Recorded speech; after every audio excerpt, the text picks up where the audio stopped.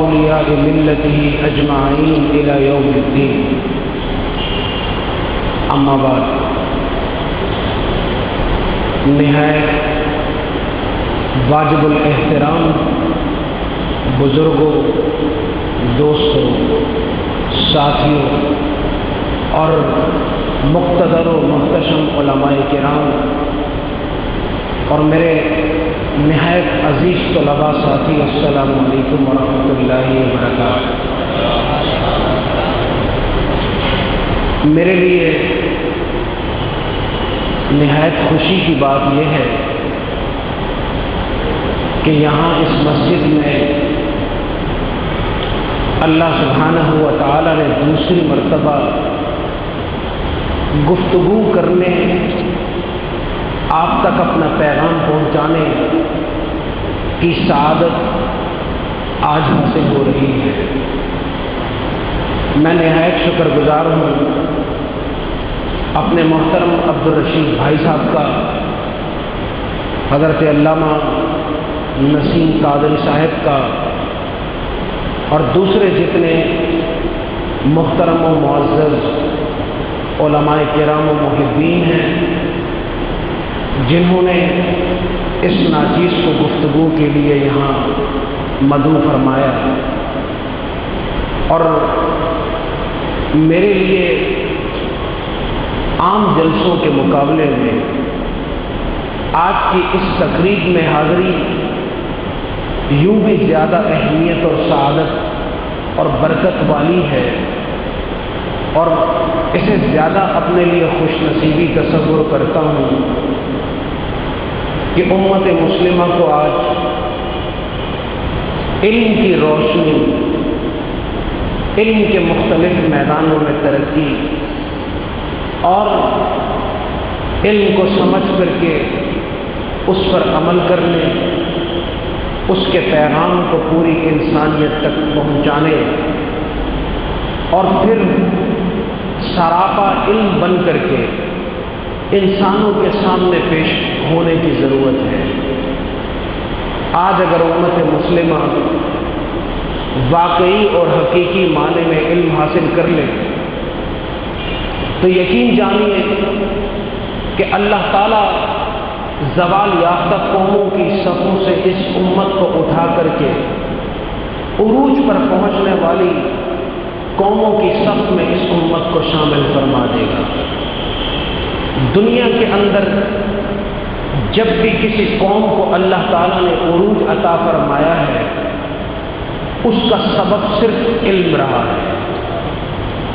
جس قوم کے پاس علم نہیں ہے اور جس قوم کو تعلیم کا شوق نہیں ہے، اس قوم کے جملہ وسائل کے مہیا ہونے کے باوجود بھی تباہی میں کوئی شک نہیں کیا جا سکتا، کیونکہ علم انسان کو معراج عطا کرتا ہے۔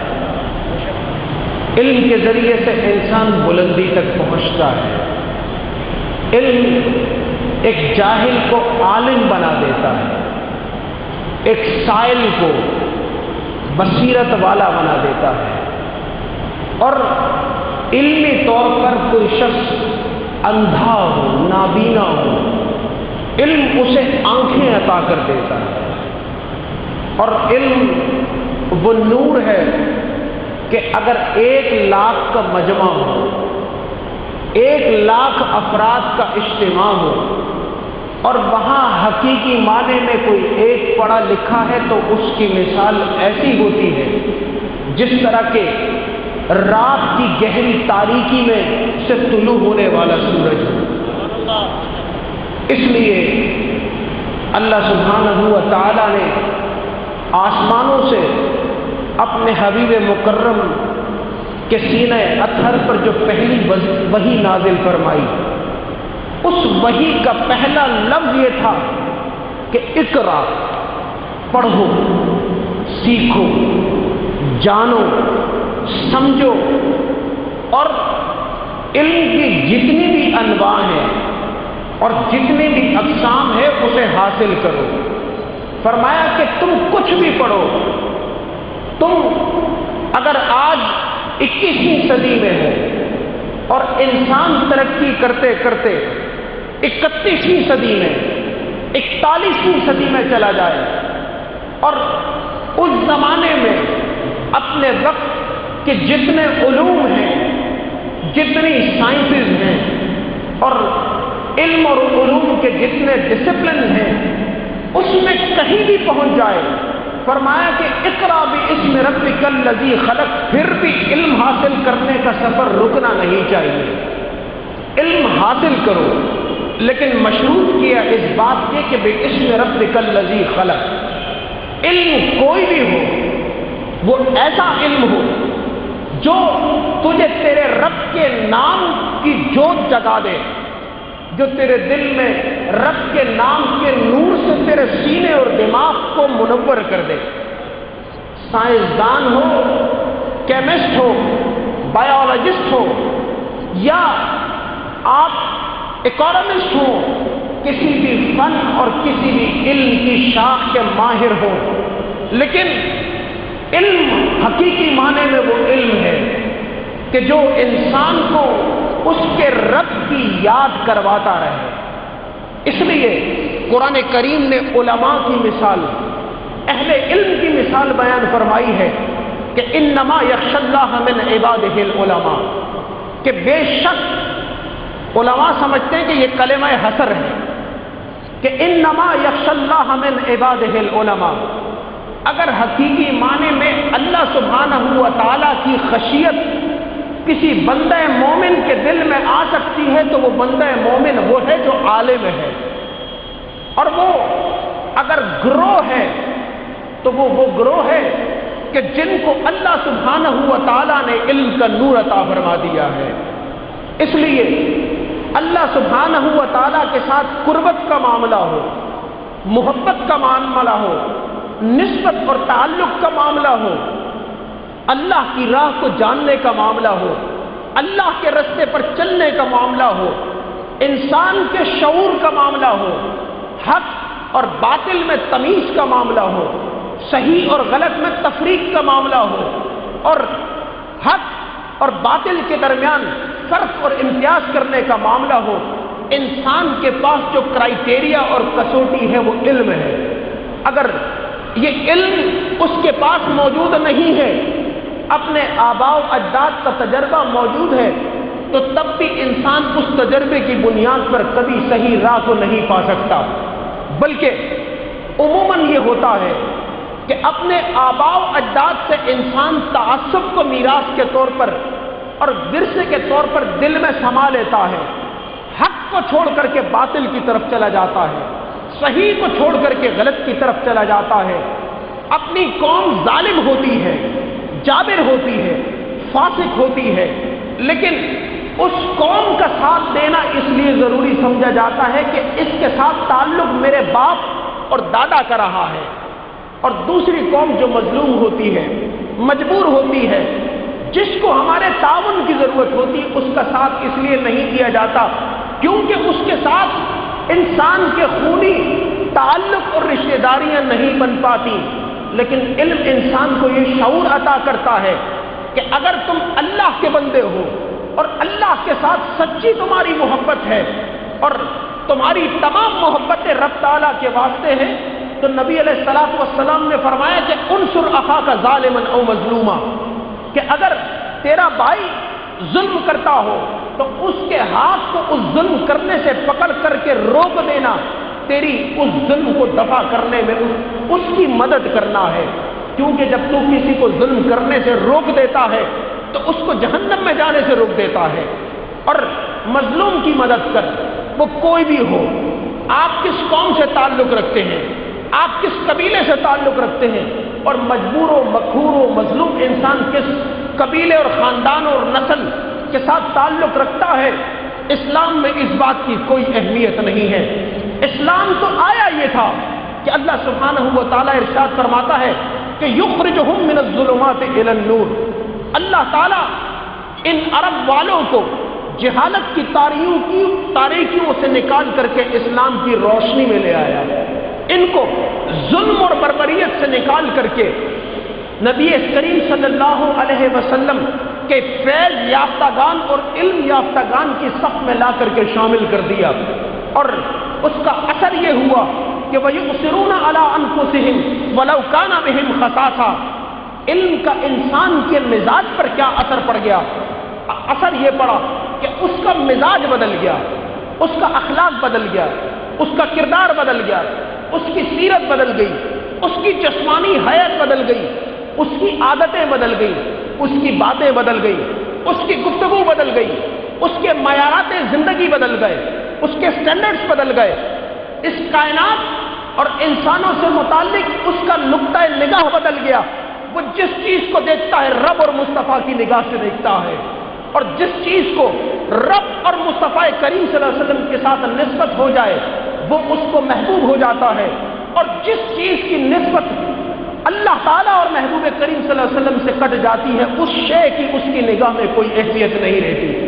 اس لیے علم وہ نور ہے جس کی روشنی میں کائنات کو دیکھا جاتا ہے، جس کی روشنی میں اللہ کی محبت کو پانے کی تگ و دو کی جاتی ہے، جس کی روشنی میں مقام مصطفیٰ صلی اللہ علیہ وسلم کا یہ ادراک کیا جاتا ہے کہ وہ ان مقامات کے حامل ہیں جن مقامات کی الف اور با کو پانے کے لیے انسان پوری زندگی علم حاصل کرتا رہے تو اس کی الف اور با تک نہیں پہنچ سکتا، چہ جائے کہ مقام مصطفیٰ صلی اللہ علیہ وسلم تک پہنچ جائے۔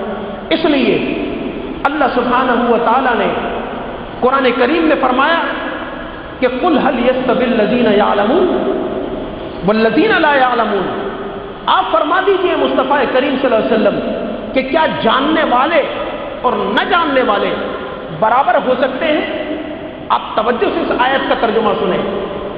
نبی علیہ الصلوۃ والسلام کو مخاطب کیا اور فرمایا کہ آپ ان کو کہیں، آپ فرمائیے کہ کیا جاننے والے اور نہ جاننے والے برابر ہو سکتے ہیں؟ ہرگز برابر نہیں ہو سکتے۔ آپ نے پلاسٹک کے گھروں میں دیکھا ہوگا لوگ پھل رکھتے ہیں، پلاسٹک کا سیب ہوتا ہے، پلاسٹک کا انار ہوتا ہے، پلاسٹک کا بنانا اور کیلا ہوتا ہے، پلاسٹک کے انگور ہوتے ہیں۔ آپ ایک طرف پلاسٹک کے بنے ہوئے پھل رکھیں اور دوسری طرف حقیقی پھلوں کو رکھیں، دونوں میں زمین و آسمان کا فرق ہے۔ یہاں سونگیں تو خوشبو آتی ہے، پلاسٹک کو سونگیں تو کوئی خوشبو نہیں آتی۔ یہاں چکھیں تو ہر پھل کا ذائقہ مختلف ہے، اور پلاسٹک کے پھلوں کو اٹھا کر کے منہ میں رکھیں تو کڑواہٹ کے سوا کچھ آپ کے زبان پر ذائقے کے طور پر نہیں آ سکتا۔ تو جس طرح پلاسٹک کے پھل نظر آنے کے باوجود پھل نہیں ہوتے، ویسے ہی جو شخص علم کے نور سے محروم ہے وہ انسان نظر آتا ہے لیکن انسان ہوتا نہیں ہے، اسے انسانیت کا شعور نہیں ہوتا۔ اس لیے فرمایا کہ قُلْ هَلْ يَسْتَوِي الَّذِينَ يَعْلَمُونَ وَالَّذِينَ لَا يَعْلَمُونَ۔ آپ فرما دیجئے کیا جاننے والے اور نہ جاننے والے دونوں برابر ہو سکتے؟ کبھی برابر نہیں ہو سکتے۔ اللہ سبحانہ و تعالیٰ چاہتا تو فرما دیتا کہ کیا دولت والے اور بغیر دولت والے برابر ہیں؟ کیونکہ دنیا کے اندر کسی کو جانچنے کا پیمانہ اس کی دولت ہے۔ انسان دولت سے کسی انسان کو بڑا سمجھتا ہے اور دولت نہ ہونے سے چھوٹا سمجھتا ہے۔ کسی شخص کو اس کے منصب سے اللہ سبحانہ و تعالیٰ ارشاد فرما سکتا تھا کہ جو آدمی رئیس جمہوریہ ہے، صدر مملکت ہے، ملک کا وزیر اعظم ہے، ملک کا کسی بڑے منصب کا عہدیدار ہے، کیا وہ اور جس کے پاس عہدہ نہیں ہے وہ برابر ہو سکتے ہیں؟ اللہ تعالیٰ یہ فرما سکتا تھا، لیکن اللہ سبحانہ و تعالیٰ نے یہ نہیں فرمایا، کیونکہ جو آج وزیر اعظم ہے کل اسیر اعظم ہو سکتا ہے، جو آج کسی منصب پر ہے کل منصب تو درکنار وہ جیل کی سلاخوں کے پیچھے ہو سکتا ہے۔ اگر آج کسی کا سورج نصف النہار پہ چمک رہا ہے تو کل اس کی زندگی میں رات کی تاریکی کی طرح تاریکیاں چھا سکتی ہیں، لیکن جن شخصیات کو اللہ تعالیٰ علم کا نور عطا کر دیتے ہیں اور اس علم کے نور کو وہ پھیلانا شروع کر دیتے ہیں، آگے پہنچانا شروع کر دیتے ہیں، اگر اپنے جسمانی وجود کے ساتھ دنیا سے پردہ بھی کر جائیں، دنیا سے وہ چلے بھی جائیں، ان کا وصال و انتقال ہو جائے تب بھی دنیا ان کو یاد کرتی ہے، حکمرانوں کو بھول جاتی ہے۔ حکمرانوں کو کوئی یاد نہیں کرتا۔ حکمرانوں کی قبروں پر آپ مکلی کے قبرستان ٹھٹا میں چلے جائیں، بادشاہوں اور وزیروں کی قبریں ہیں۔ آپ لاہور میں بادشاہی مقبرے میں چلے جائیں، وہاں بادشاہوں کی اور وزراء و سفراء کی قبریں ہیں، لیکن سارا دن کتے دم ہلاتے رہتے ہیں، سارا دن جانور ان قبروں کے اوپر پھرتے رہتے ہیں۔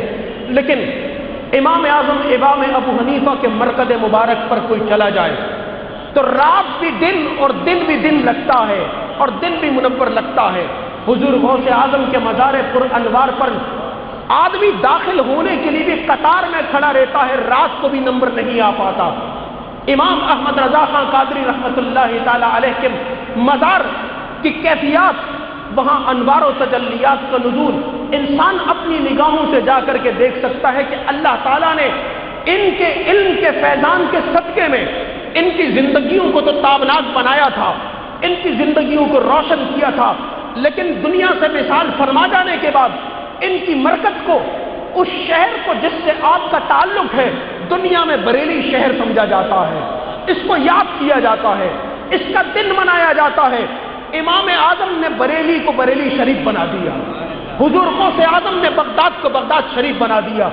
امام اعظم کی وجہ سے کوفیوں کے بارے میں مشہور روایت، عرب کہتے ہیں کہ الکوفی لا یوفی، کوفی وفا نہیں کرتے، لیکن جب اس شہر کوفہ کی نسبت امام اعظم کے ساتھ ہو جائے تو ہم اسے امام اعظم کا کوفہ سمجھ کر کے اس کو سلام کرتے ہیں کہ ہمارے امام کا یہ شہر رہا ہے، وہ بصرہ ہو، وہ ازبکستان ہو، وہ تاجکستان ہو، وہ سمرقند و بخارا ہو، وہ دنیا کا کوئی بھی حصہ ہو جہاں پر ہمارے ائمہ حضرات کے مقابر اور قبریں موجود ہیں، ان کی زیارات کے لیے شد رحال کرنا ایک مسلمان اپنے لیے سعادت سمجھتا ہے۔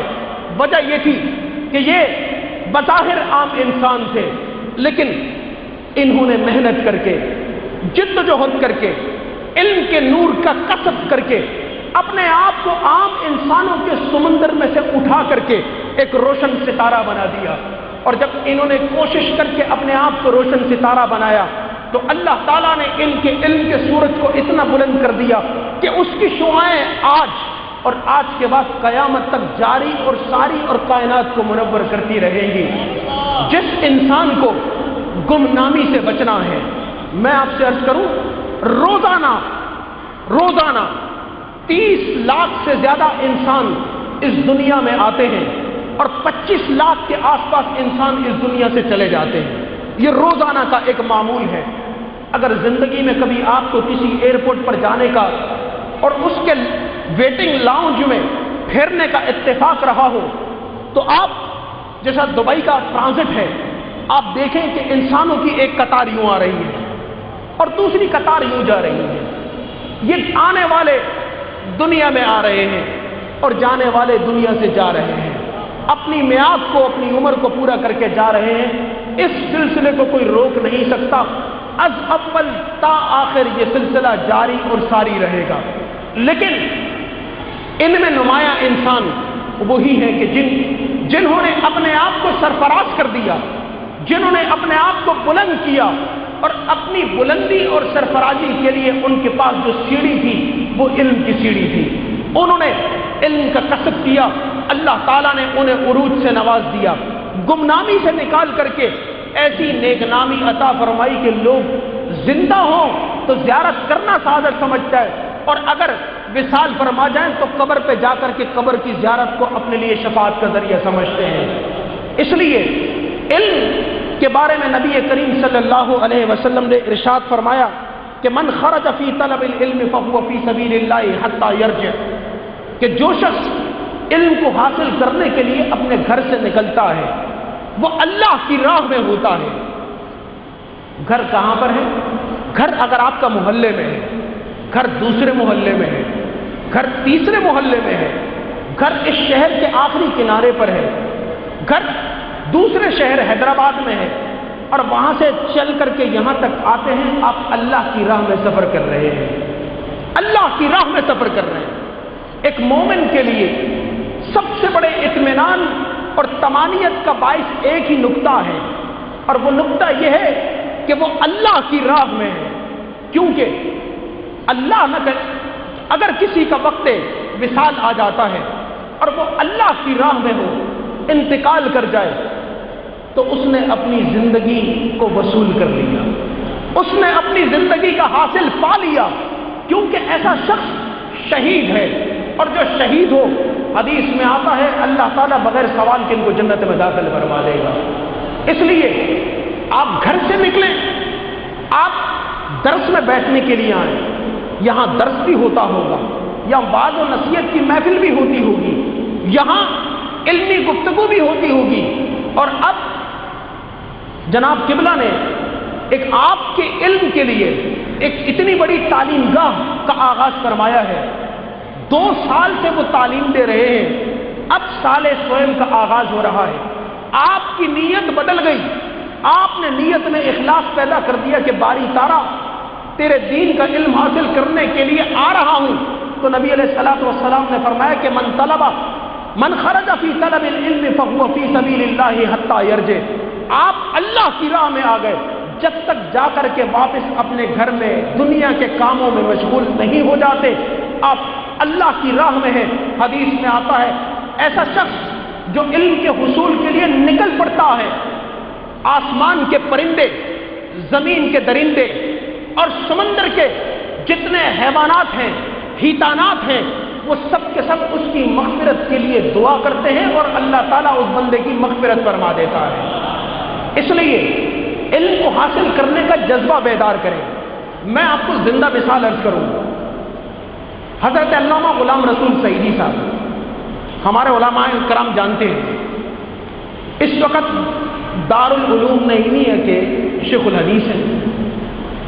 آپ کی پہلی بڑی تعلیم 7 جلدوں کے اندر شرح صحیح مسلم تھی، اس کے بعد تبیان القرآن 14 جلدوں میں، اس کے بعد نعمت الباری، اور اس کے بعد اب وہ دوبارہ ایک تفسیر پہ کام کر رہے ہیں، جدید ذہن میں اٹھنے والے شبہات کے جوابات پر مشتمل تفسیر لکھ رہے ہیں، اور یہ بھی 6 جلدوں پر مشتمل ہوگی۔ اللہ تعالیٰ انہیں درازی عمر عطا فرمائے۔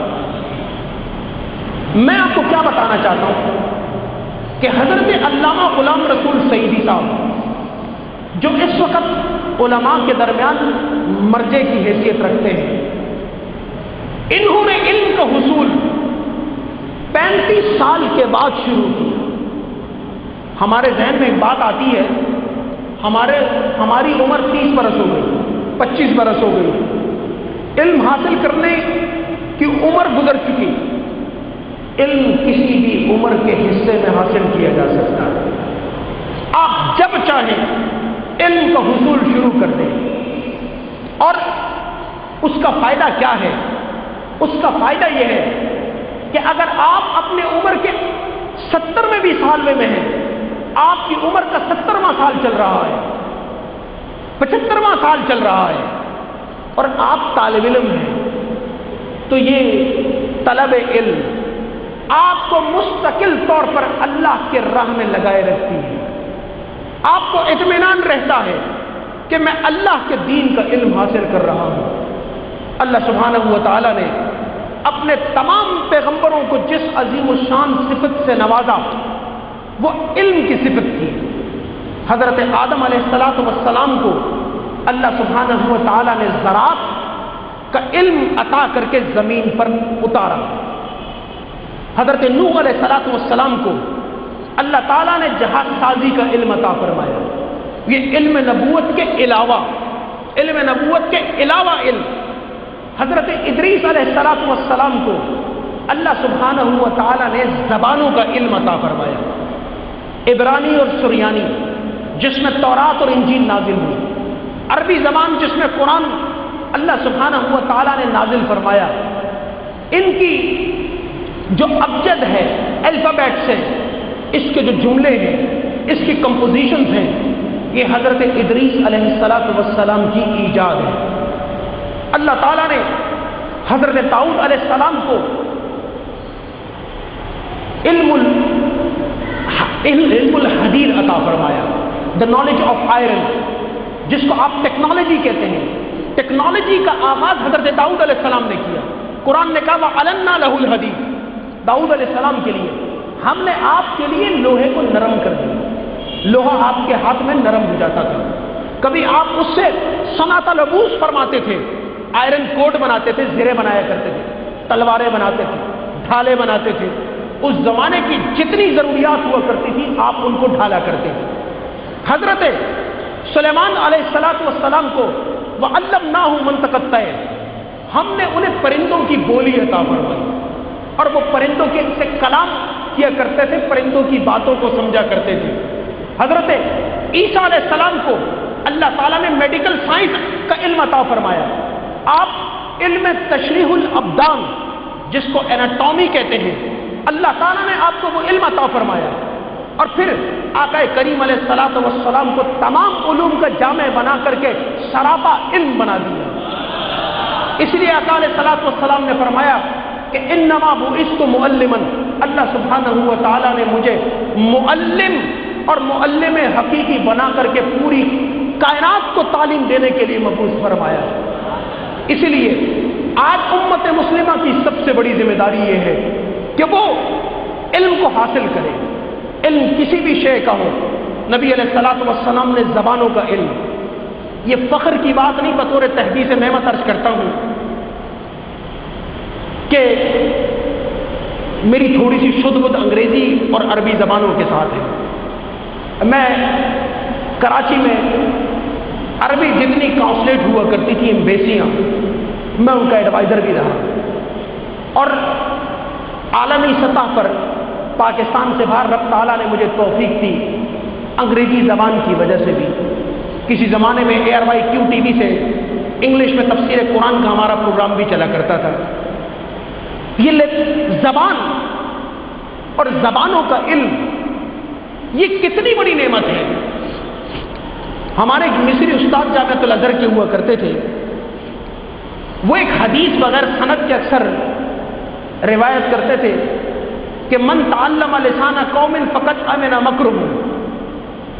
حضور علیہ السلام نے فرمایا او کما قال کہ جو آدمی کسی قوم کی زبان کو سیکھ لے، اللہ تعالیٰ اس قوم کے شر سے اس فرد کو محفوظ فرما دیتا ہے۔ زبانوں کا علم، لینگویجز اگر آپ کو آتی ہیں تو آپ کو کتنا بڑا فائدہ پہنچتا ہے۔ اگر آپ عربی جانتے ہیں، جو ہمارے علماء کی زبان ہے، ہمارے علماء سابقون الاقدمون جو تھے، ان کا تکلم بھی عربی میں، تحریر بھی عربی میں، اور نشست و برخاست بھی عربی میں ہوا کرتی تھی۔ اس لیے عالم دین خواہ بر صغیر پاک و ہند کا رہا، یا ماوراء النہر کا رہا، یا کسی دوسرے خطے کا، جب وہ حرمین الشریفین الطیبین حاضری کے لیے جاتے تو انہیں وہاں پر گفتگو کرنے میں کبھی کوئی دقت اور تکلیف نہ ہوا کرتی تھی۔ انہیں زبان آتی اور بڑے آرام سے اس میں گفتگو کیا کرتے تھے۔ زبانوں کا علم ہو، دین کا علم سب علوم کا سردار ہے۔ اس لیے اللہ سبحانہ و تعالیٰ نے علماء کو وارثین انبیاء بنایا۔ حدیث میں آتا ہے کہ العلماء ورثۃ الانبیاء، اور دوسری حدیث میں آتا ہے کہ انبیاء اپنے پیچھے دراہم و دینار نہیں چھوڑتے، پیسے اور روپے نہیں چھوڑتے، مال اور جائیداد نہیں چھوڑتے۔ ان کی میراث کیا ہوتی ہے؟ ان کے پاس میراث علم ہوتی ہے، اور اس علم کو لینے والے جو سینہ اس علم کو لے لیتا ہے، اللہ تعالیٰ اس سینے کو نور نبوت کا حامل بنا دیتا ہے، کار نبوت کے لیے چن لیتا ہے۔ اور کار نبوت وہ کام ہے جو تمام دنیا کے کاموں پر فوقیت رکھتا ہے، سب کے سب کاموں پر اللہ تعالیٰ نے اس کو فضیلت عطا کر رکھی ہے۔ اور اسی لیے یہ علم اللہ تعالیٰ اگر دیتا ہے تو اس سے انسان کی بصیرت و بصارت، اس کے اخلاق اور کردار میں کیا فرق پڑتا ہے۔ امام اعظم ابو حنیفہ رحمۃ اللہ تعالی علیہ کے بارے میں بہت مشہور واقعہ ہے کہ انسان کا اخلاق کس طریقے سے بدلتا ہے۔ انسان اور مسلمان علم کو برائے علم حاصل نہیں کرتا، علم کو اپنی دنیا اور آخرت کو سنوارنے کے لیے حاصل کرتا ہے۔ اس کا اگر اخلاق اور کردار اور سیرت علم کے حصول کے بعد سنور نہ سکے تو علم کا حصول اس کے لیے ایک لایانی چیز ہو جاتا ہے، وہ صرف الفاظ کی تکرار باقی رہ جاتی ہے، باقی کوئی فائدہ اس کو ہو نہیں پاتا۔ امام اعظم ابو حنیفہ رحمۃ اللہ تعالی علیہ، آپ کے بارے میں منقول یہ ہے کہ آپ صبح کے پہلے حصے میں اپنا تدریس کا کام کرتے تھے، 11 بجے تک تدریس، اس کے بعد اپنے کاروبار پہ تشریف لے جاتے تھے، بیچ میں آرام کرتے تھے، ظہر کے بعد دوبارہ اپنا کچھ کاروبار بھی دیکھ لیتے تھے، گھر کے معمولات بھی دیکھ لیتے تھے، عصر کے بعد افتاء کا کام کرتے تھے، مغرب اور عشاء کے بعد اس زمانے میں چراغ نہیں ہوتے تھے، لیکن اس کے باوجود امام صاحب علیہ الرحمہ ایک وقت میں اپنا مطالعہ فرماتے اور پھر رات کے بقیہ حصے میں اپنی عبادت کرتے، کچھ دیر آرام کرتے، پھر جاگ جاتے۔ ان کے آرام کا اوسط 24 گھنٹے میں 3 گھنٹوں سے زیادہ نہیں بنتا۔ ظہر کے بعد اس لیے تھوڑی دیر آرام فرمایا کرتے تھے۔ چنانچہ علم انسان کے اندر کس طرح کا اخلاق اور کردار پیدا کرتا ہے۔ آپ بالا خانے پر آپ کی رہائش تھی، زمینی مکان پر اور زمینی نشست پر نہیں، پہلی منزل پر آپ کا حجرہ مبارک تھا جہاں آپ آرام فرمایا کرتے تھے۔ یہ زینہ اوپر جاتا تھا، ظہر کے وقت کنڈی لگا لیتے تھے، آرام فرماتے تھے۔ انسان کا اخلاق ان کے نتیجے میں کس طرح سنورتا ہے۔ ایک شخص نے دوسرے شخص کے ساتھ یہ شرط لگائی، اس زمانے میں حضرت سفیان ثوری رحمۃ اللہ تعالی علیہ، وہ بھی فقہ کے جلیل القدر امام ہیں، کہا کہ ان کی سیرت اور کردار بلند ہے یا امام اعظم کی؟ تو امام اعظم علیہ الرحمہ کی نسبت سے شرط لگانے والے نے کہا کہ بھئی حضرت کا مقام بلند ہے۔ دونوں نے طے یہ کیا کہ ظہر کا وقت آرام کا وقت ہوتا ہے، جا کر کے ان کو تنگ کیا جائے۔ دروازے پر جاتے ہیں، ٹھک ٹھک ٹھک ٹھک، امام صاحب چارپائی سے اٹھ کر کے تشریف لاتے ہیں، جی کل وہ سوال کے لیے حاضر ہوا تھا لیکن میں بھول گیا، سوال کیا تھا میں بھول گیا۔ امام صاحب نے فرمایا کوئی بات نہیں، جب سوال یاد آئے تو واپس پلٹ کر کے آنا اور پوچھ لینا۔ یہ نیچے جاتے ہیں، انہیں پتا ہوتا کہ اتنی دیر میں حضرت کی آنکھ لگ چکی ہوئی، یہ دوبارہ اوپر چڑھتے ہیں، ٹھک ٹھک ٹھک ٹھک ٹھک، امام صاحب نیند سے اٹھتے ہیں، آنکھیں لال، کجی بیٹا کجی وہ سوال یاد آیا، دروازہ کھٹکھٹایا، لیکن جب آپ نے دروازہ کھولا آپ کو دیکھ کر کے سوال پوچھ رہے۔ امام صاحب ناراض نہیں ہوئے، فرمایا بیٹا جب یاد آ جائے تو پھر آ جائے۔ یہ واپس نیچے اترتے ہیں، آ کر کے انتظار کرتے ہیں کہ امام صاحب سو گئے ہوئے۔ کہا امام صاحب سو گئے؟ کہا جی واپس چلے۔ دوبارہ زور سے ٹھک ٹھک کرتے ہیں، امام صاحب کی آنکھیں بالکل خمدار ہو چکی ہوتی ہیں۔ کہا جی بیٹا سوال یاد آ گیا؟ کہا جی ہاں سوال یاد آیا۔ کہا کیا سوال ہے؟ کہا جی سوال یہ ہے کہ انسان کے جسم سے نکلنے والی نجاست، اس کا ذائقہ کیسا ہوتا ہے؟ اب یہ سوال نہیں ہے، یہ تفریح اور مذاق ہو رہا ہے، اور کس کے ساتھ ہو رہا ہے؟ ہمارے جیسے کسی شخص کے ساتھ نہیں، امام اعظم کے ساتھ، جن کے ہزاروں شاگرد اپنے اپنے وقت کے ائمہ۔ آپ فرماتے ہیں بیٹا انسان کی نجاست جب تازہ ہوتی ہے تو اس کا ذائقہ میٹھا ہوتا ہے، اور جب وہ خشک ہو جاتی ہے تو وہ کڑوی ہو جاتی ہے۔ آگے سے یہ کیا کہتے ہیں؟ یہ کہتے ہیں کہ حضرت کیا آپ نے چکھ کر کے دیکھا ہے؟ نعوذ باللہ من ذالک، کیا آپ نے چکھا ہے؟ امام صاحب ناراض نہیں ہوتے، امام صاحب فرماتے ہیں بیٹا ہر چیز کو چکھنا ضروری نہیں ہے، اللہ سبحانہ و تعالیٰ نے بندے کو عقل بھی دی ہے۔ جب انسان اپنی عقل کو استعمال کرتا ہے تو ہزاروں چیزیں بغیر چکھے میں بھی اس کی عقل اور دماغ میں آ جاتی ہیں۔ میں نے یہ اس لیے کہا کہ جب انسان کی نجاست تازہ ہوتی ہے تو اس پر مکھیاں بیٹھتی ہیں، اور جب وہ سوکھ جاتی ہیں تو اس پر مکھی نہیں بیٹھتی، اور مکھی میٹھی چیز پر بیٹھتی ہے، وہ کڑوی چیز پر نہیں بیٹھتی، جب وہ کڑوی ہو جاتی تو مکھی نہیں بیٹھتی۔ انسان علم کا یہ پہاڑ، اس کا وہ کردار بظاہر ایسا لگتا ہے کہ آپ نے تذلیل کر دی، آپ نے ٹھٹا کیا، آپ نے مذاق کیا، آپ تمسخر کر رہے ہیں، استہزاء ہو رہا ہے، لیکن علم انسان کے پورے کردار کو بدل دیتا ہے، اس کے مزاج کو بدل دیتا ہے، اس کی عادتوں کو بدل دیتا ہے، اس کے سوچنے کے انداز کو بدل دیتا ہے، اس کے سمجھنے کی صلاحیتوں کو بدل دیتا ہے۔ اور علم اگر دین کا علم ہو تو اللہ تعالیٰ اس کی برکت سے دنیا کا بھی فہم عطا کر دیتا ہے اور آخرت کا فہم بھی اسے عطا کر دیا جاتا ہے، بشرطے کہ حقیقی معنی میں وہ علم کے نور کے طور پر اس کے سینے کے اندر چلا جائے۔ اور وہ کیسے ہو؟ امام محمد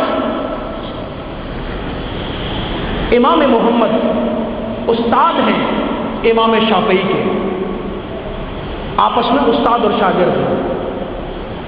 امام شافعی رحمۃ اللہ تعالی علیہ کو ایک بار موقع ملا کہ اپنے استاد کے گھر پر ٹھہر کر کے وہ رات کو اپنے استاد کے معمولات کا مشاہدہ کریں۔ چنانچہ یہ چپکے سے بستر میں جا کر کے لیٹ جاتے ہیں اور دیکھتے ہیں کہ رات کو امام محمد یہ کرتے کیا ہے۔ تو آپ دیکھتے ہیں کہ ہر تھوڑی دیر کے بعد چراغ روشن ہوتا ہے، امام محمد ایک کتاب کھولتے ہیں، اس کی عبارت کو پڑھتے ہیں، اور پڑھنے کے بعد اس کتاب کو بند کرتے ہیں، دیے کو بجھاتے ہیں اور لیٹ جاتے ہیں، پھر اس طرح کرتے ہیں، پھر اس طرح کرتے ہیں، پھر امام شافعی گنتے 17 مرتبہ امام محمد رحمۃ اللہ تعالی علیہ رات کو 17 مرتبہ انہوں نے اٹھ کر کے یہ کام کیا۔ اٹھتے ہیں، کتاب کو دیکھتے ہیں، کتاب بند کرتے ہیں اور دیے کو پھونک مارتے ہیں اور سو جاتے ہیں۔ صبح ہوئی تو امام شافعی نے سوال کیا کہ حضرت میں ایک بات آپ سے پوچھوں؟ کہا جی۔ کب پوری رات وہ چراغ جلاتے تھے، کتاب دیکھتے تھے اور آپ لیٹ جاتے تھے؟ کہا بیٹا میں نے پوری رات بار بار چراغ کو اس لیے بجھایا کہ بلا وجہ اس چراغ میں جلنے والا تیل ضائع نہ ہو، اور میں نے 17 مرتبہ کتاب کا مطالعہ کیا اور الحمدللہ پوری رات میں 1000 مسائل کا جواب ڈھونڈ کر کے اسے اپنے ذہن میں محفوظ کر لیا۔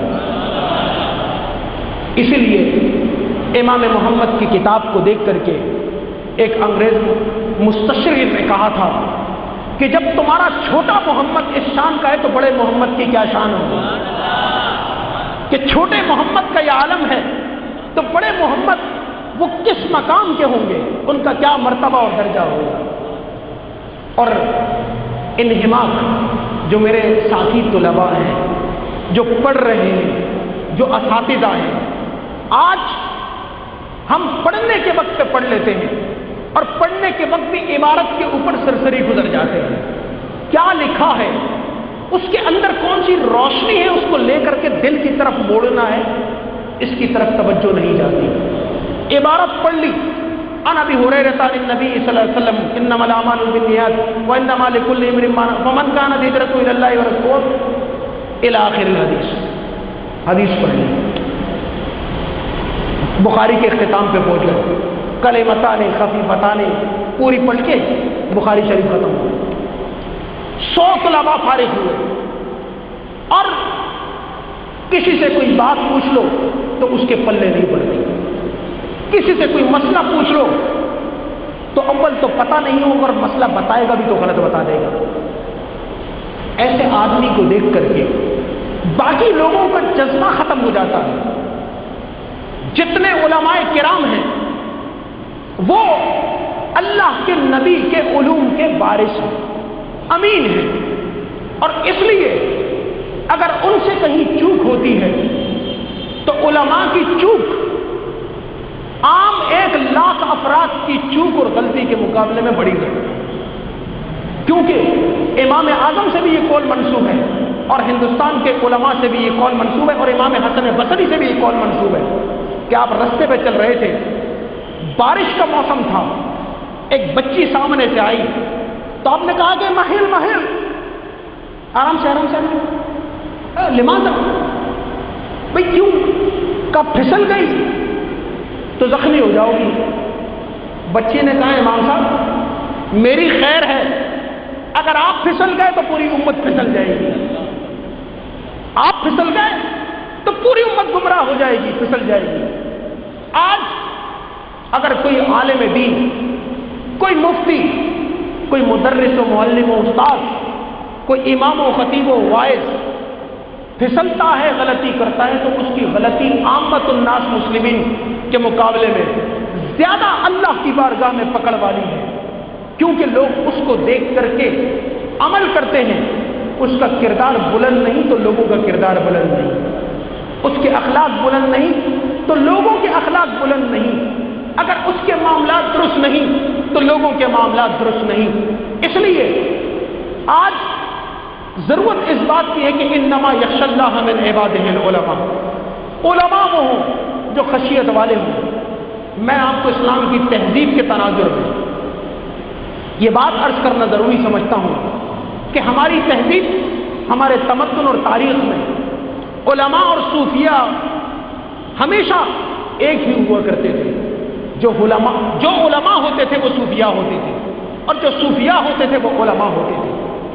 اور اسی لیے امام یوسف سے پوچھا گیا کہ حضرت آپ نے اتنی کتابیں لکھ ماری، اتنے فتاوے دے دیے، کتاب الخراج لکھ دی، آپ نے کتاب الزہد نہیں لکھی، کتاب الزہد والرقاق، کتاب التقوی، آپ نے اس میں کوئی کتاب نہیں لکھی۔ آپ نے فرمایا کہ اللہ کے بندو، جس کے دنیا کے معاملات درست ہو گئے اللہ تعالیٰ اسی کے صدقے میں اسے زہد و تقوی کی نور سے نواز دے گا۔ اس سے بڑھ کر کے کوئی تقوی پر کتاب ہو سکتی ہے؟ کہا کہ نہیں ہو سکتی ہے۔ اس لیے علماء کی بڑی ذمہ داری ہے، معمولی چوک اور لفظش ہو جائے تو پوری امت لفظش پر پیچھے چل کر کے گمراہ ہو جاتی ہے۔ اس لیے ہمارے علماء جب علم میں انہماک ان کا اتنا ہوتا تھا کہ انہیں اس کا بھی پتہ نہیں چلتا تھا کہ ان کے ساتھ کیا ہو رہا ہے۔ آپ تمام حضرات جانتے ہیں کہ امام یوسف رحمت اللہ تعالی علیہ، آپ کا وصال کیسے ہوا؟ آپ کے پاس کھجوروں کی ٹوکری لائی گئی، آپ کے پاس کھجوروں کی وہ ٹوکری پڑی رہی، آپ مطالعے میں منہمک تھے، آپ کو پتہ نہیں چلا، ایک کے بعد دوسری کھجور، ایک کے بعد دوسری کھجور، اور وہ جو چھوٹی ٹوکری تھی ختم ابھی نہیں ہوئی تھی کہ ان کھجوروں کے کھانے کی وجہ سے آپ نے وصال فرمایا اور دنیا سے پردہ فرمایا۔ انہماک کا یہ عالم ہے۔ ہندوستان کے اندر خانوادہ ولی اللہ، آپ کے صاحبزادے حضرت شاہ عبد العزیز، جنہوں نے تفسیر عزیزی لکھی رحمت اللہ تعالی علیہ، علامہ مفتی احمد یار خان نعیمی رحمت اللہ تعالی علیہ کی تفسیر نعیمی جب آپ پڑھتے ہیں اس میں شاید بیضاوی کے بعد سب سے زیادہ حوالہ جات تفسیر عزیزی کے آتے ہیں۔ آپ درس دے رہے ہیں، علم کے ساتھ انہماک، آپ درس دے رہے ہیں، درس دیتے دیتے آپ کی گردن میں آپ کو شدید پیاس کا احساس ہوا۔ آپ نے ایک بیٹھے ہوئے طالب علم سے کہا کہ بیٹا مجھے شدید پیاس لگی ہے۔ یہ بچہ دوڑتا ہوا گھر پہنچا اور دروازہ کھٹکھٹا کر کے کہا کہ اما حضور، حضرت شاہ عبد العزیز صاحب درس قرآن دے رہے ہیں اور وہ پانی منگوا رہے ہیں۔ کہا اچھا، یہ بات حضرت شاہ ولی اللہ رحمۃ اللہ علیہ نے اپنے کانوں سے سنی۔ آپ اس بات کو معیوب سمجھتے تھے کہ ایک عالم دین کسی بھی چیز کو دوسروں سے طلب کرنے والا ہو، آپ نے کہا کہ عبدالعزیز نے پانی مانگا، پانی کا یا میرے اللہ، لگتا ہے کہ ولی اللہ کے خاندان سے علم کا نور اٹھا لیا گیا، علم کی برکتوں کو ختم کر دیا۔ اہلیہ خود بھی عالمہ تھی، کہنے لگے ذرا رکیے، ذرا سا رکیے، میں ابھی جانتی ہوں کہ کیا معاملہ ہے۔ پانی کے اندر اچھی خاصی مقدار میں سرکہ ملا دیا اور کہا کہ پتہ چل جائے گا کہ نفس کے لیے پانی مانگا تھا، ضرورت کے لیے مانگا تھا۔ پانی میں سرکہ ملایا، بڑا ہوا گلاس اسے بھجوا دیا۔ شاہ صاحب جو درس میں منہمک تھے ان کو پتہ ہی نہیں چلا، پانی اٹھایا، بسم اللہ الرحمن الرحیم، اور پہلا گھونٹ اور دوسرا گھونٹ اور تیسرا گھونٹ، پانی کڑوا تھا، میٹھا تھا، کوئی پتہ نہیں چلا۔ درس قرآن ختم ہوا، واپس پلٹ کر گھر پہ آئے، اماں نے کہا بیٹا وہ پانی بھجوایا تھا، پانی صحیح تھا؟ دیکھو کڑوا بڑا تھا۔ کہا اماں پانی تو بالکل صحیح تھا۔ کہا آپ کو محسوس نہیں ہوا؟ کہا نا نا بالکل محسوس نہیں ہوا۔ کہا کڑواہٹ نہیں تھی اس میں؟ کہا بالکل نہیں تھی۔ شاہ ولی اللہ نے اللہ کے حضور شکر کی دعا فرمائی کہ باری تعالیٰ تیرا شکر ہے کہ تو نے علم کے نور کو اس خانوادے میں ابھی باقی رکھا ہے، اور ان مدرسین، ان علماء جن سے ہم علم کو حاصل کرتے ہیں، چاہے جمعۃ المبارک کے خطاب کی صورت میں ہو، چاہے بعض و نصیحت کی صورت میں ہو، درس قرآن و حدیث و فقہ کی صورت میں ہو، یا درس نظامی کی صورت میں ہو، ان کا ادب، ہندوستان کے بہت بڑے عالم، انہوں نے اپنی زندگی میں اپنے استاد صاحب کی بڑی خدمت کی۔ استاد صاحب اپنی آخری عمر میں اس بات پہ تیار ہو گئے کہ وہ حرمین ہمیشہ کے لیے جا رہے ہیں، بڑا زور لگایا، انہوں نے مان کے نہیں دی، تشریف لے گئے۔ یہ پڑھاتے اچانک کوئی علمی مسئلہ پھنستا تھا تو جا کر کے ان کے گھر کے دروازے پہ دستک دے کر کے کہتے کہ اماں استاد صاحب کے نالین پاپوش عنایت فرما دیں۔ جب وہ نالین مل جایا کرتے تو انہیں لا کر کے اپنے سر پہ رکھ کر کے اللہ کے حضور یہ دعا کرتے کہ باری تعالیٰ پہلے میرے سر پر میرے استاد اور اس کے علم کا سایہ تھا، مجھے کوئی مشکل پیش آتی تو میں ان کے حضور اور بارگاہ میں پیش کرتا، حل ہو جاتا۔ آج وہ نہیں ہے، آج میں تیری بارگاہ میں ان کے نالین کا وسیلہ پیش کرتا ہوں، اس کے ذریعے سے میری مشکل کو دور فرما دے۔ اللہ تعالیٰ اس مشکل کو دور فرما دیا کرتا ہے۔ یہ علماء کرام کا ادب، ان کا احترام، ان کا مقام، ان کا منصب اللہ کی بارگاہ میں بلند ہے، اور اسی لیے حدیث میں آتا ہے کہ جب ایک عام آدمی اللہ کے حضور استغفار اور دعا کرتا ہے تو اللہ سبحانہ و تعالی اس دعا کو ایک گناہ کی معافی یا جس گناہ کے لیے استغفار کیا گیا اس کے حق میں قبول فرما دیتا ہے۔ اور اگر ایک عالم اللہ کے حضور استغفار اور توبہ کرتا ہے تو اللہ تعالیٰ بن مانگے بھی اس کے 40 گناہوں کو معاف فرما دیتا ہے۔ اور اس لیے حضرت علی رضی اللہ تعالیٰ عنہ سے یہ اثر منسوب ہے، آپ فرماتے ہیں کہ اگر دروازے پر کوئی سائل آ جائے مانگنے والا، کہہ دے اللہ کے نام پہ مجھے روٹی دے دو، تو گھر کے اندر کوئی خادمہ ہو اور وہ خادمہ روٹی تیار کر لے اور روٹی تیار کر کے اپنی وہ عورت اس گھر کے مالک کی بیوی مالکن روٹی تیار کرے، خادمہ کو دے کہ اس کو جا کر کے باہر اس سائل کو دے دے، تو اللہ تعالیٰ تینوں افراد کے لیے، کمانے والے کے لیے، روٹی بنانے والے کے لیے اور روٹی سائل تک پہنچانے والے کے لیے، تینوں کے لیے صدقے کا ثواب لکھ دیتا ہے۔ لیکن فرمایا جب ایک سائل سوال کرتا ہے، پوچھتا ہے، وہ سوال کرنے والا، سوال کا جواب دینے والا سوال اور جواب کو سننے والا اور سوال اور جواب کے سننے کے اس عمل کو پسند کرنے والا، علماء سے محبت کرنے والا، محبین کا لفظ آیا، پسند کرنے والا، مدرسوں کے چلانے والے، مدرسوں کے ساتھ تعاون کرنے والے اور مدرسوں کی بڑھوتری کو دیکھ دیکھ کے اپنے دل کے اندر خوشی محسوس کرنے والے، اللہ تعالیٰ صدقے کا ثواب نہیں دیتا بلکہ سب کی بخشش و مغفرت فرما دیتا ہے۔ ان چاروں کی جو اس پورے عمل کو پسند کرتے ہیں۔ آپ یاد رکھیں، ہماری پوری تاریخ میں ہمارا پہلا مدرسہ صفہ ہے، الجامعۃ الصفہ۔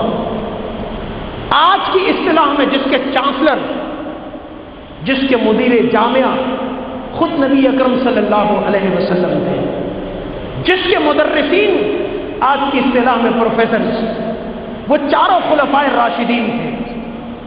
اور دنیا میں جہاں جہاں مدرسہ قائم ہوگا اور قیامت تک جہاں جہاں اللہ کے دین کے فروغ کے لیے کوئی ادارہ قائم ہوگا، اس مدرسے کی نسبت اس صفہ کے ساتھ ہوتی چلی جائے گی۔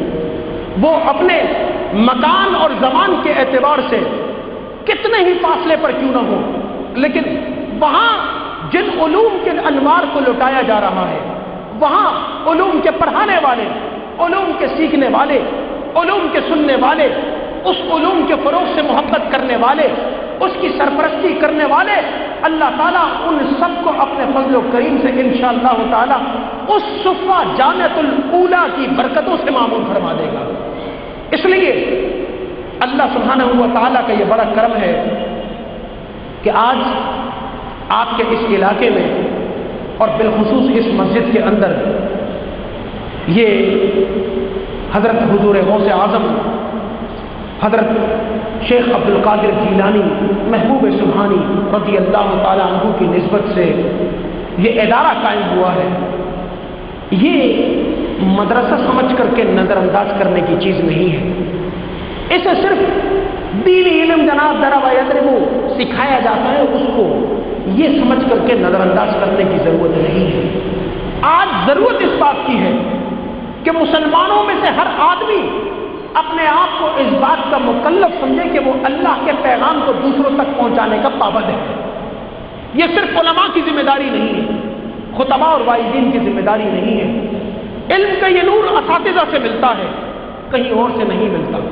اساتذہ کتاب بھی پڑھاتے ہیں، کتابوں کے ساتھ اس کتاب کے نور کو بھی منتقل کرتے ہیں۔ ہمارے ہاں الفاظ کے ساتھ کیفیت بھی منتقل ہوتی ہے۔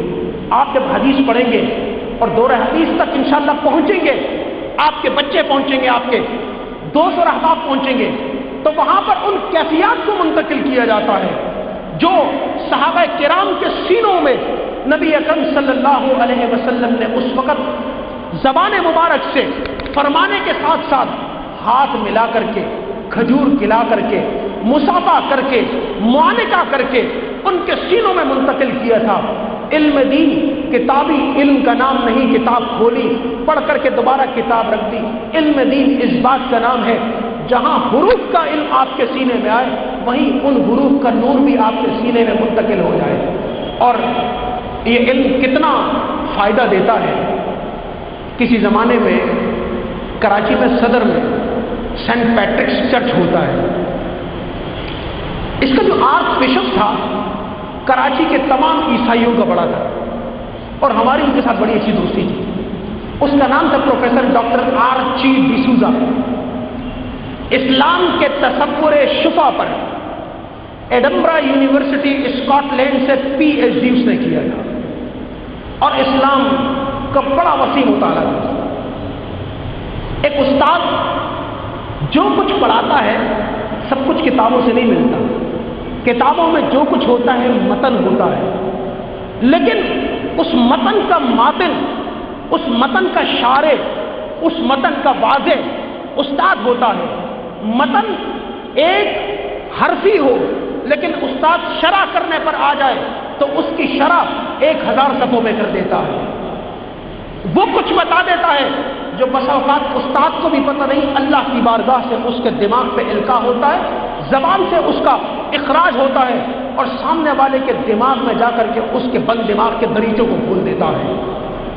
ہم جس زمانے میں عیسائیت پڑھا کرتے تھے الجامعۃ العلیمیۃ الاسلامی المرکز الاسلامی میں، وہاں عیسائیت سے متعلق چند باتیں ایسی تھیں کہ جو کتابوں میں کبھی ہمیں پڑھنے کا اتفاق نہیں ہوا۔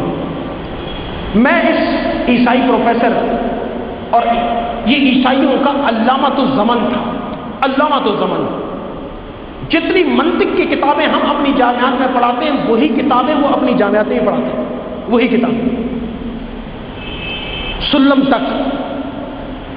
چنانچہ ایک دن میری اس سے گفتگو ہوئی تو گفتگو میں مجھ سے کہنے لگا کہ یار میری سمجھ میں نہیں آتا، یہ تم علماء کرام نے اپنی قوم کو پتہ نہیں کیا کیا سکھا کے رکھ دیا۔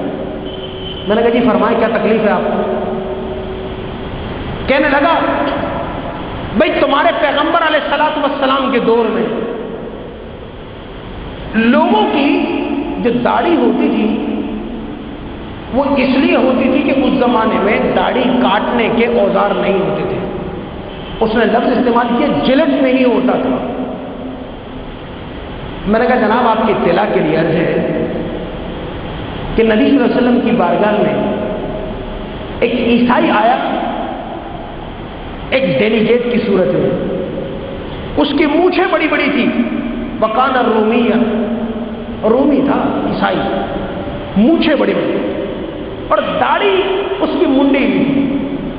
حضور صلی اللہ علیہ وسلم کی بارگاہ میں سامنے آیا تو آقا کریم صلی اللہ علیہ وسلم نے اپنے چہرے کو اس سے پھیر کر کے یوں کر لیا۔ وہ سمجھا کہ حضور علیہ السلام نے مجھے دیکھا نہیں، وہ وہاں سے یوں پیچھے سے پلٹ کر کے آ کے یہاں کھڑا ہوا۔ حضور علیہ السلام نے دیکھا کہ یہ اس طرف آ گیا تو آپ علیہ السلام نے اپنے چہرے کو یوں کر کے پھیرا۔ 3 بار آپ نے یہ عمل دہرایا۔ میں نے کہا آپ کی اطلاع کے لیے عرض ہے، ایک بات تو یہ ہے، اور دوسری بات اسلام نے اعمال فطرت کے نام سے انسان کے وجود پر جتنے فالتو اور زائد بال ہوتے ہیں اس کے حلق کا حکم دیا ہے۔ حلق اور قصر میں بڑا فرق ہوتا ہے۔ علماء کرام سمجھتے ہیں کہ قصر کے معنی چھوٹے کرنے کے اور حلق کے معنی اس چیز کو بالکل چمڑے کی حد سے لے کر کے صاف کرنا۔ میں نے کہا ایسا نہیں ہے، مسلمانوں کے درمیان یہ تمام اوزار پہلے دن سے لے کر کے آج کے دن تک موجود رہے ہیں اور مسلمان یہ کام جانتے تھے، لیکن انہوں نے اس عمل کو اپنے رسول مکرم صلی اللہ علیہ وسلم کی سنت سمجھ کر کے اس کو اپنایا، اور قیامت تک انشاءاللہ جو مسلمان ہوں گے وہ اس کو اپناتے رہیں گے۔ میں اسے لے گیا چرچ کے اندر، چرچ میں ایک بڑا مجسمہ لگا ہوا تھا، اور لگا ہوا ہوتا ہے جو کیتھولک چرچ ہوتا ہے اس میں باقاعدہ حضرت مریم سلام اللہ علیہا اور حضرت عیسیٰ علیہ السلام کے مجسموں کی پوجا کی جاتی ہے، ان کے سامنے پیشانی کو ٹیکا جاتا ہے۔ میں اسے لے گیا، میں نے کہا میں نے تاریخی طور پر تمہیں ایک بات کی، میں تم سے پوچھتا ہوں کہ حضرت عیسیٰ علیہ السلام کا یہ مجسمہ جو تم نے کھڑا کیا ہے تمہارے عقیدے کے مطابق یہ بعین ہی ان کا عکس ہے یا نہیں؟ کہنے لگے یہ ہے۔ میں نے کہا اللہ کے بندے تم ہمارے پیغمبر کو نہیں مانتے تو نہ مانو، تمہاری مرضی، لیکن اپنے پیغمبر کو تو مانو، تمہارے عیسیٰ علیہ السلام کی داڑھی تم نے خود بنائی ہے، ان کو تو مانو اور ان کے اسوہ اس پر تو عمل کرو۔ مجھ سے کہنے لگا یہ آپ نے اپنے خواتین کو بلا وجہ برقع پہنا رکھا ہے، حجاب پہنا ہے۔ میں نے کہا پھر آپ کو جواب چاہیے؟ کہاں؟ میں نے کہا ہم یہیں پر کھڑے ہیں۔ میں نے کہا حضرت مریم سلام اللہ علیہا، آپ کا وجود جو تم نے ڈیزائن کیا ہے، ہم ان مجسموں پہ یقین نہیں رکھتے، یہ وجود جو تم نے ڈیزائن کیا ہے اس سر سے لے کر کے پیر تک یہ حجاب میں ہے، اور آج بھی یورپ ہو کہ امریکہ، پاکستان ہو کہ افریقہ، تمہاری وہ خواتین جو تمہاری نظر میں مقدس، مطہر، عفت اور عصمت معاف سمجھی جاتی ہیں، جن کو آپ ننگ کہتے ہیں، وہ سب کی سب وہ لباس پہنتی ہیں جو ان کو سر سے لے کر کے پیر تک ڈھکنے والا ہو۔ میں نے کہا آپ کی نظر میں یہ مقدس خواتین ہوتی ہیں، میں نے کہا میری نظر میں، اسلام کے علماء کی نظر میں، اسلام کی ہر بہن، اسلام کی ہر بیٹی مقدس ہے، اس لیے اس کا سر سے پیر تک حجاب رہتا ہے۔ یہ تھوڑا سا علم انسان کے پاس نہ ہو، تھوڑی سی چیزوں کو نہ جانتا ہو، اپنے دین کو نہ جانتا ہو، زندگی کے مقصد کو نہ سمجھتا ہو، یہ انسان پھر پیدا ہی کیوں ہوا، دنیا میں کیوں آیا؟ اللہ تعالیٰ نے یہ فرمایا کہ وما خلقت الجن والانس الا لیعبدون، ہم نے جن و انس کو اپنی بندگی کے لیے پیدا کیا، اور بندگی کس طور پر ہو اس کا طریقہ سوائے علم کے کبھی انسان کو سمجھ میں نہیں آ سکتا۔ اللہ تعالیٰ قرآن کریم میں آتا ہے کہ اللہ تعالیٰ علم کے ذریعے سے اور اپنے کلام کے ذریعے سے قوموں کو بلند فرما دیتا ہے، وَيَدْعُ بِهِ الْآخِرِينَ، اور دوسروں کو جو علم سے محروم ہو جاتے ہیں انہیں اٹھا کر کے اندھیروں میں پھینک دیا جاتا ہے۔ ایک مسلمان اسے پتہ ہونا چاہیے کہ مجھے اللہ نے کیوں پیدا کیا، میں اللہ کی رضا کے پانے کے لیے پیدا ہوا، اللہ کی رضا کو پانے کے لیے علم وہ وسیلہ ہے، وہ ذریعہ ہے جس کے دروازے انسان کو اللہ تعالیٰ کی بارگاہ تک پہنچا دیتے ہیں، مصطفیٰ کریم صلی اللہ علیہ وسلم کی بارگاہ میں کھڑا کر دیتے ہیں۔ اگر آپ بلند ہونا چاہتے ہیں، آپ دنیا میں عزت کمانا چاہتے ہیں، آخرت میں شہیدوں، انبیاء اور صالحین و صدیقین کے ساتھ اپنے مقام اور مرتبے کو پانا چاہتے ہیں، اللہ کی اس راہ پر چل پڑے۔ درجہ ثالثہ آج ہے، آج سے 5 سال کے بعد یہ درجہ ثامنہ دورہ حدیث ہوا کرے گا، اور آپ جو آج پڑھنے والے ہیں کل پڑھانے والے بن جائیں گے، آج جو سیکھنے والے ہیں کل سکھانے والے بن جائیں گے، آج دین کو جاننے والے ہیں کل لوگوں کو دین کا علم دینے والے بن جائیں گے۔ علماء بحیثیت انسان عام انسانوں کی طرح ہے، لیکن ان میں سے جن کو اللہ تعالیٰ علم کا نور زیادہ عطا کر دیتا ہے ان کو پوری انسانوں کا قائد و رہنما بنا دیتا ہے، ان کو قیادت کے منصب پر فائز کر دیتا ہے۔ آج تمام کے تمام جتنے مسلمان ہیں ان کے لیے بالعموم اور اس محلے میں رہنے والے مسلمان بالخصوص، آج صبح میں سرکاری نوکر ہوں، ڈاکٹر ہوں، انجینئر ہوں، تاجر ہوں، دکاندار ہوں، کسی بھی پیشے سے وابستہ ہوں، رات کے اوقات میں 9 ساڑھے 9 بجے یہ مدرسہ شروع ہوتا ہے، 1.5 گھنٹہ اللہ کے لیے، اس کے محبوب مصطفیٰ صلی اللہ علیہ وسلم کی محبت اور ان کے علم کو پانے کے لیے اپنا یہ زندگی کا اور روزانہ کا دورانیہ وقت فرما دیں۔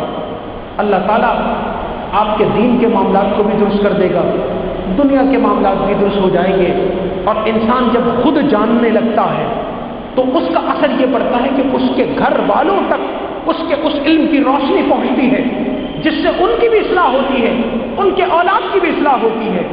کتنے افسوس کی بات ہے، مسلمانوں کے گھر وہ مسجدوں کی مثل ہوا کرتے تھے، ان میں عبادت ہوتی تھی، ذکر و اذکار ہوتا تھا، تسبیحات ہوتی تھی، درود پاک پڑھا جاتا تھا، ان میں نوافل ادا کیے جاتے تھے۔ آج مسلمانوں کے گھر سینما ہال کی مثل ہو گئے، جہاں دن رات گانے ہیں، فلمیں ہیں، ڈرامے ہیں، تماشے ہیں، باجے ہیں، اور مسلمان کون ہے؟ رسول اللہ کا امتی ہے صلی اللہ علیہ وسلم، جنہوں نے علم کے نور سے کائنات کو منور کیا، جو معلم انسانیت بنے، جنہوں نے جاہلوں کو عالموں کا امام بنا دیا، جنہوں نے لوگوں کو جہالت کے اندھیروں سے نکال کر کے نور کے کوہ صفا پہ کھڑا کر کے اللہ کا محبوب بنا دیا، اور جن کی برکتوں سے تاریخ بر اعظم آج روشن ہے، جن کی وجہ سے کائنات میں روشنی ہے، جن کی وجہ سے علم کا سورج انسان کو لے کر کے ہوا میں اٹھ گیا، پانی کے اندر انسان کو لے گیا۔ ہم رسول اللہ صلی اللہ علیہ وسلم کے امتی ہیں۔ آج جو مدرسہ یہاں قائم ہے، چل رہا ہے، ہمیں خود بھی اس کا حصہ بننا ہے، اوروں کو بھی حصہ بنانا ہے۔ اپنے بچوں کو بھی لگانا ہے، اپنے دوستوں کو بھی لگانا ہے۔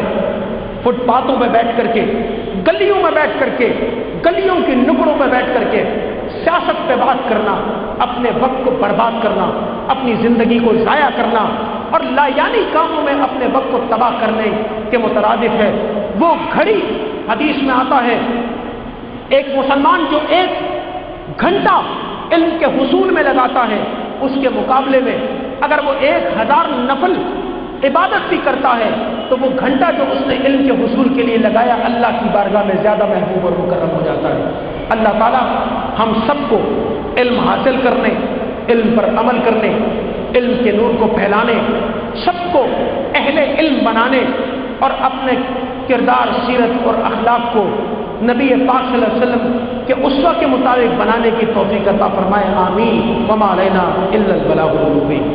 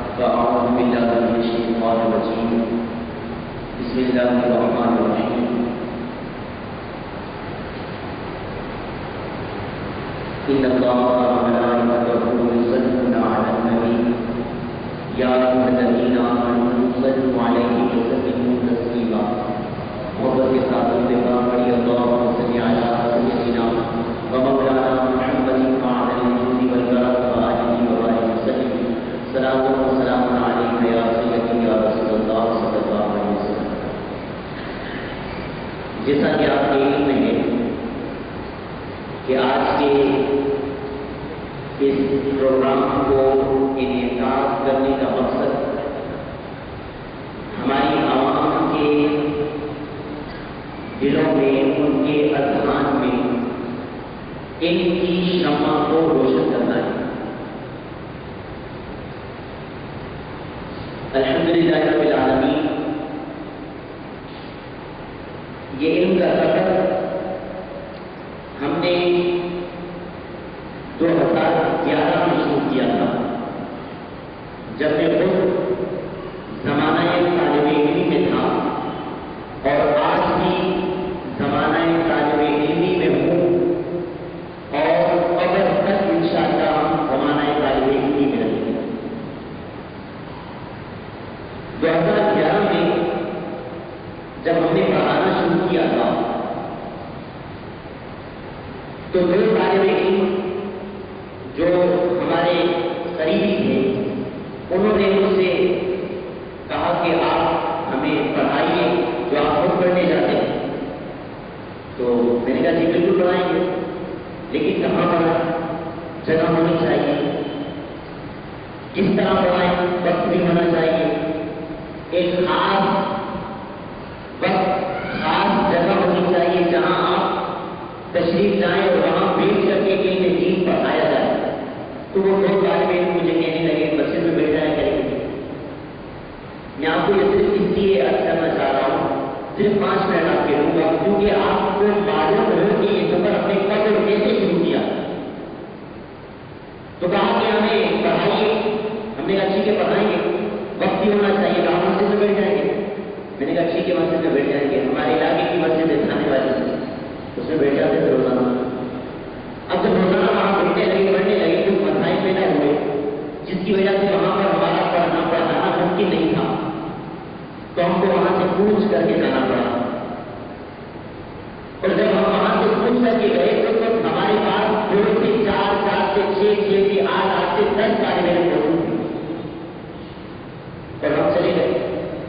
پھر ہمارے پاس کوئی مسجد نہیں تھی جہاں بیٹھ کر کے ہم تعلیم پڑھ سکیں.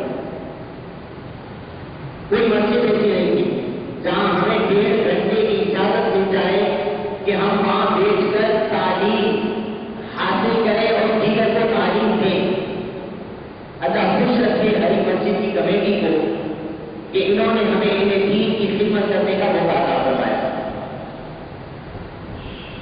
تو وہاں سے جب ہم چلے تو ہمارے ہی طالب علم نے کہا کہ ہم اپنے گھر میں آپ کو جگہ دیتے ہیں، ایک کمرہ خاص کرتے ہیں، اس کمرے میں آپ روزانہ آئیے گا، ہم اپنے والدین سے بات کر لیتے ہیں، آپ روزانہ 1 گھنٹے کی کلاس ہمارے گھر میں اس مخصوص وقت میں لگا سکتے ہیں، ہمارا کوئی گھر میں آنا جانا نہیں دیتا. تو آپ وہاں پر آئیے گا، وہاں پر آئیے گا. تو ہم نے وقت کی نزاکت کو سمجھتے ہوئے، چونکہ جہالت بہت زیادہ عام ہے، اللہ کا انعام سمجھتے ہوئے کہ کوئی ہمیں خود کہہ رہا ہے کہ ہمارے گھر میں بیٹھ کر کے آپ پڑھائیں، ہم گھر میں بھی پڑھانے کے لیے تیار ہو گئے. تو وہاں پڑھاتے رہے. تقریباً 8 مہینے ہم نے وہاں پر پڑھایا. 8 مہینے وہاں گزارنے کے بعد اس گھر میں بھی ہمارے پاس کچھ ایسے مسائل پیدا ہوئے. اس گھر کے اندر ہمارے پاس رجسٹر 2011 کا موجود ہے. الحمدللہ 40 طالب علم ہمارے پاس جمع ہو گئے. اس گھر میں بیٹھنے کی جگہ نہیں تھی ہمارے پاس. اب ہم نے جب وہاں سے پوچھ کی تب ہمارے پاس کوئی جگہ نہیں تھی بیٹھنے کے لیے. اب ہم روزانہ آپ یقین کیجیے گا ان باتوں میں بیٹھ کر کے اتنے دین کو بڑا کرتے ہیں. ہمارے طالب علم یہاں جو بیٹھے 3 درجے میں جو پہنچے ہیں وہ گواہ اس بات کی. ہم نے ہوٹلوں میں بیٹھ کر کے ان میں دین حاصل کیا اور پڑھایا ہے. اس کے بعد چند ایسے حضرات ہم سے ملے جنہوں نے ہمیں کہا کہ آپ کے پاس کوئی جگہ نہیں ہے، آپ کو ہم اپنی جگہ دیتے ہیں.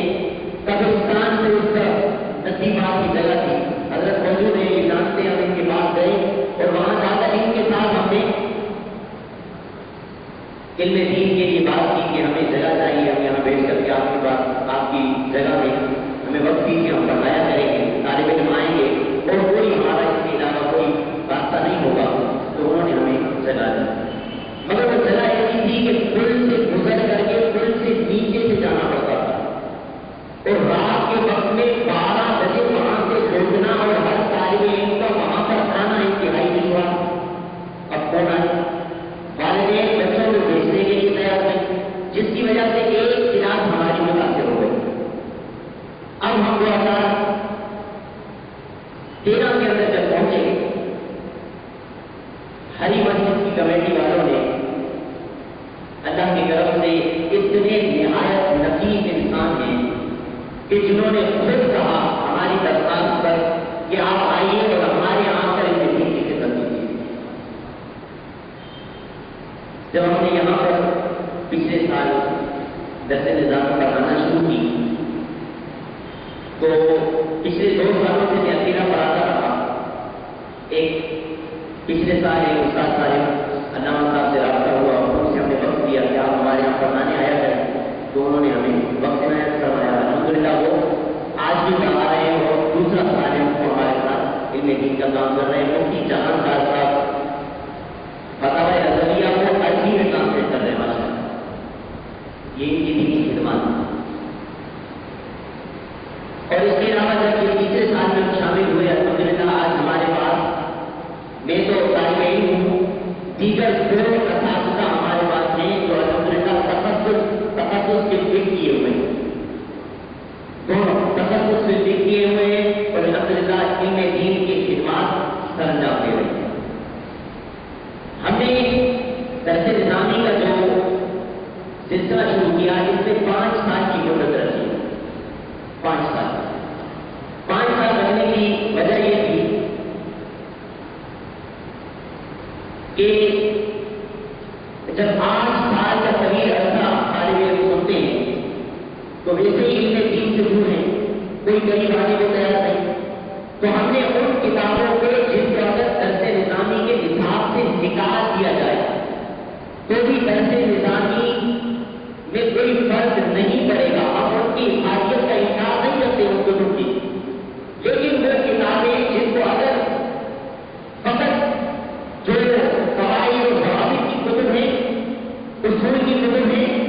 احادیث کی کتب ہیں، تفاسیر کی کتب ہیں، ان کو شامل کیا جائے.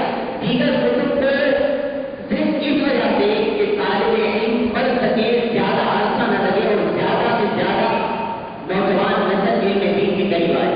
اس لیے ہم نے 5 سال کی مدت رکھی اور ہمارا جو نظام ہے 5 سال کا یہ میں نے خود نہیں بنایا. الحمدللہ علماء کی مشاورت سے ہم نے نظام تیار کیا. اور ہم یہ دعویٰ نہیں کرتے کہ 5 سال میں ہم مکمل عالم دین بنائیں. سارے کا سارا علم ہم میں تیز کر دیں گے، ہم یہ دعویٰ نہیں کرتے. کیونکہ 5 سال میں عالم دین بننا یا 8 سال میں علامہ کہلانا یا 20 سال میں بھی علامہ کہلانا، کیونکہ علم تو سمندر ہے. ایسا کریں ہم سال کا سارا علم ہو کے دونوں اذہان کے اندر جمع کر دیں گے، ایسا نہیں ہے. علم دین پڑھانے والا کوئی بھی استاد یہ نہیں کہہ سکتا کہ میں اسے مکمل 8 سال کے اندر عالم دین بنا دے گا، بلکہ وہ کہتے ہیں کہ ہم اسے علم کی تالے کی چابی دے دیں گے. ہم تالے کی چابی دے دیں گے. اب اس کی مرضی ہے کہ یہ تالا کھول کر کتنا خزانہ علم کا حاصل کر سکتا ہے.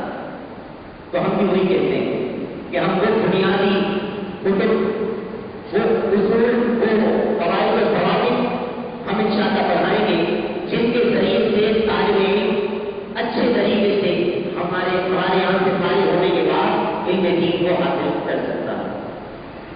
اب ہمارے یہاں پر چونکہ 2 اساتذہ میرے علاوہ علم دین کی خدمت کے لیے اپنی خدمات کا انجام دے رہے ہیں، تو یقیناً ان کی منتھلی سیلری بھی ہوتی ہے. اور ہمارے یہاں ہمارا کوئی ایسی رسید بک نہیں ہے، کسی ایسے شخص سے کوئی تعلق نہیں ہے کہ وہ ہمیں باقاعدہ فنڈنگ کرتا ہو اور ہم منتھلی سیلری استاد کی ادا کرتے ہوں. آپ جانتے ہیں ایک چھوٹا سا گھر بھی بڑے پیسے کے نہیں چلتا. میں کسی کو یہ نہیں کہہ رہا کہ ابھی مجھے آپ آؤ اور آ کر کے مجھے فنڈ جمع کرواؤ. میں صرف یہ ترغیب دینا چاہتا ہوں کہ اگر آپ ایسے مقامات پر اپنا پیسہ خرچ کرتے ہیں کہ جہاں کوئی فائدہ بظاہر ہمیں نظر نہیں آتا، تو بہتر یہ ہے کہ سب سے زیادہ علم دین پر پیسہ خرچ کیا جائے. سب سے زیادہ علم دین پر پیسہ خرچ کیا جائے، چاہے آپ کہیں بھی خرچ کریں. ہم آپ کو یہ دعوت دینا چاہتے ہیں. اگر کسی نے کسی طرح کا کوئی تعلق، کوئی تعاون کرنا ہو تو ہری مسجد کی کمیٹی سے بالمصافحہ آپ براہ راست ان سے رابطہ کیجیے. ان سے رابطہ مت کیجیے گا، ان سے رابطہ کیجیے. اگر وہ آپ کو یہ اجازت دے دیں کہ آپ چلے جائیے اوپر گیٹ میں 9:30 بجے سے 11 بجے تک کی کلاس ہوتی ہے، ان کے پاس چلے جائیے، وہاں جا کر ان سے بات کیجیے، ان کو جمع کروا دیجیے تو آپ آ جائیے گا. ورنہ ہم کسی کو یہ نہیں کہتے کہ ہمیں آ کر جمع کروا. اللہ تعالیٰ کرے گا انشاءاللہ. جیسے حضرت نے فرمایا کہ آنے والے سال جو ہوں گے، کیونکہ سجدہ ثالثہ کا ابتدا ہو چکا ہے، آئندہ رابعہ، اس کے بعد انشاءاللہ خامسہ دورہ حدیث، اس کے بعد کا انشاءاللہ جو پروگرام ہوگا اس پروگرام کو انشاءاللہ یہیں پر منعقد کیا جائے گا. اور انشاءاللہ دورہ حدیث سے فارغ التحصیل جو ہمارے طالب علم ہوں ان کو اطراف بھی عطا کی جائے گی انشاءاللہ. تو آپ سے گزارش یہ ہے کہ آپ اپنے بچوں کو، آپ کو ہم نے رات میں ٹائم اس کی وجہ سے رکھی ہے کہ وہ حضرات جو پڑھنا چاہتے ہیں لیکن کاروبار کی وجہ سے صبح کالج یا اسکول یا کوئی اور ذمہ داریوں کی وجہ سے وہ پڑھ نہیں سکتے، محروم ہیں، تو ان کے لیے ہم نے کاوشیں کی ہیں کہ وہ تمام حضرات آ کر پڑھ سکیں. بالکل پرسکون ماحول ہے. کوئی اس طرح نہیں ہے کہ آپ کہیں کہ استاد ہمیں جب ہم لیٹ آئیں گے تو ہمیں باہر نکال دیں گے، ہمیں بتا دیں گے. ایسا بالکل نہیں ہے. کیونکہ چند طالب علم ایسے بھی ہمیں ملے جو ہم سے ملنے سے پہلے اس طرح کی باتیں سوچا کرتے تھے اور ہمارے پاس آ کر جیسا ہمیں پایا، پانے کے بعد ہم سے کہنے لگے حضور ہم نے تو آپ کو ایسا، ہم نے تو یہ تصور قائم کیا تھا کہ کوئی استاد ہوں گے، ہم جائیں گے، ہم سے غلطی ہوگی، وہ ڈنڈا لے کر کھڑے ہوں گے اور ہمیں باہر نکال دیں گے، بولا بنا دیا جائے گا، بڑا کر دیا جائے گا. تو یقیناً ایسا نہیں ہے، وہ باہر سے آ کر کہنے لگے واقعی ہم نے جیسا سوچا تھا ویسا نہیں ہے، بہت پرسکون ماحول پایا اور بڑا اچھا ماحول ہے۔ آپ کوشش کیجیے، ایک بات میں آپ کی عرض کرتا ہوں کہ آپ دیکھیے گا صبح جب آپ 8-9 بجے کے درمیان یا 7 بجے کتنے ہمارے علاقے سے بچے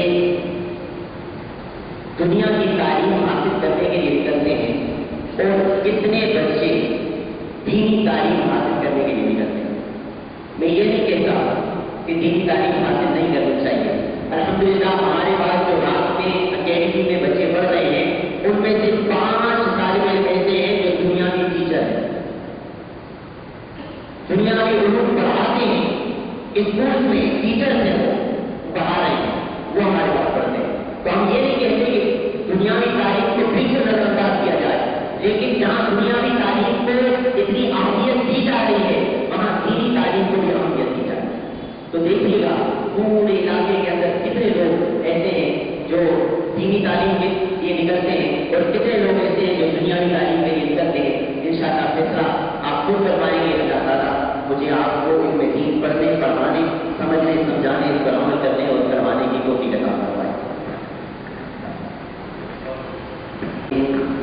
انتہائی واجب احترام ہمارے اساتذہ، علماء کرام، دیگر معززین کو دن کی اتحاد گہرائیوں سے سندھ کے دل سے ان کا شکریہ ادا کرتا ہوں کہ انہوں نے ہماری محفل میں آ کر ہماری حوصلہ افزائی کی اور ہماری عزت و شرف کے لیے باعث وقار اور نہایت ہی محترم شخصیات ہیں۔ ان کے سامنے کچھ الفاظ کہنا یہ میری حیثیت نہیں تھی، لیکن چونکہ اپنے اکیڈمی کے بارے میں آگاہی کرنا تھا اس لیے چند الفاظ پہ اس کو صافی معاف کیجیے گا۔ اللہ تعالیٰ ان تمام علماء دین کو دن دگنی رات دگنی ترقیاں اور ان کے عمل عمل میں برکت وسعت نصیب فرمائے۔